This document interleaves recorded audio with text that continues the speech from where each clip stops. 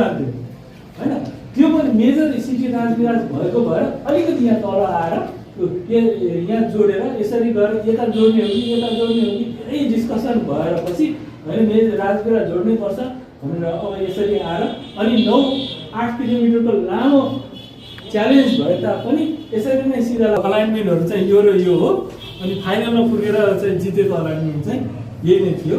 यसरी हामीले चाहिँ यसभन्दा स्टेसन हामीले डिटर्मिन गर्दाखेरि थुप्रै कुराहरूलाई मध्यनजर गरेर नै एउटा यसरी जाने र धेरैवटा गरेपछि बल्ल फेरि यहाँ स्टेसनमा बस्ती पनि हुनु भएन, ठुलो ठाउँ चाहिन्छ, बस्ती नभएको ठुलो ठाउँ, पुल चाहिँ सानो फराकिलो पुल होइन छोटो पुल ध्यानमा राखेर यो अलाइनमेन्ट चाहिँ हामीले यो रातोवाला अलाइनमेन्ट चाहिँ त्यो गर्यो। यसको एउटा डिमेरिट दुर्गुण चाहिँ यहाँ घुमेको छ, घुम्दाखेरि चाहिँ स्पिड यहाँ यो रातो नदीको पुल पनि छोटो हुने भएर यहाँ चाहिँ राख्यो र यहाँ चाहिँ दुईटा सँगै इन्डियाको ब्रड गेजको तल जान्छ भने यो पूर्व पश्चिमको यहाँ सँगै बसेर बर्दी भाषा त्यसरी चाहिँ डिटर्मिन गरेको। यो किन यो वडाबाट चाहिँ हामी जान्छौँ।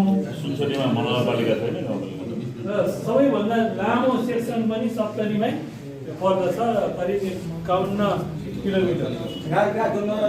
बोर्डर कहाँनिर छ हामीलाई पनि यो काम गर्दाखेरि पुरानो संरचनामा थियो, अब नयाँ संरचना आएर अलिकति तल माथि चाहिँ हुन सक्छ तर धेरै जसो चाहिँ मिलेको छ। 10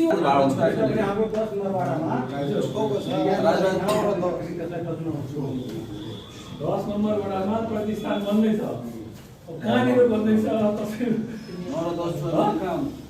अब यसमा चाहिँ अनि यो नयाँ चाहिँ दुईटै राख्ने हामीलाई स्टेसनसँग धेरै सरोकार हुन्छ भनेर होइन। राजविराज छ नि, राजविराज 9 रहेछ स्टेसन चाहिँ नि हो, राजविराज 9 घरधनी छन् र किता नम्बर 3232 वटा किताको 3000 घरधनीको जम्मा झन्डा 400 बिघा जमिन चाहिँ जानेको है, अन्दाज 400 बिघा भनेको 242 हेक्टर। रेलले मात्रै कति खान्छ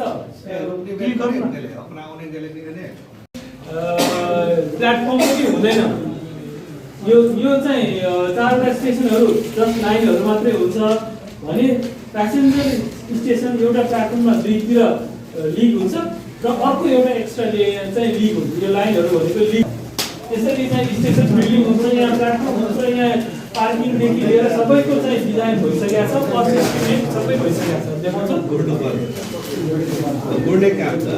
गुडाउनु पर्ने चाहिँ छ, यो बनिसकेको छ है। ट्रेन पछाडि हुन्छ, यो अगाडि हो। जयनगरको भन्दा अलिकति फरक, जनकपुरको भन्दा अलिकति फरक, करिब उस्तै हो। यस्तो किसिमको लेआउट हामीले बनाइसकेको छ सबै घर। ल जाउँ अगाडि।